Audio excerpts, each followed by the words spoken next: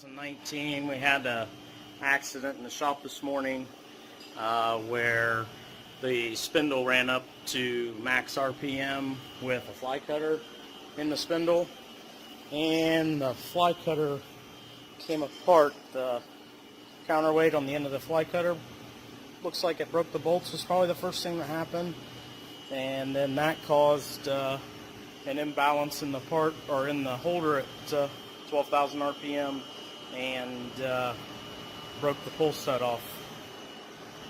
When that happened, the tool came out of the spindle, dropped down onto my table, and hit a Kurt vise.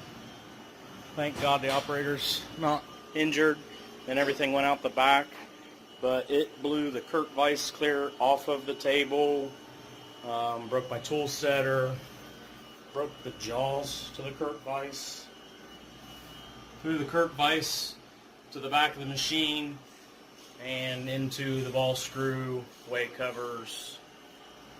Pretty sure this is the counterweight that came out the back, and it went clear through the wall over to where another guy typically works on the other side. Luckily he was not over there, but that goes through that wall over to this side, through that wall,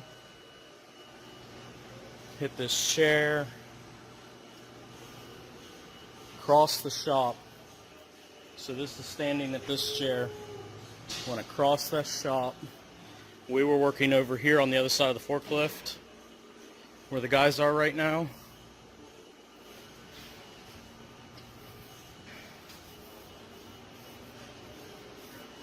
Hit the concrete wall and went through that wall.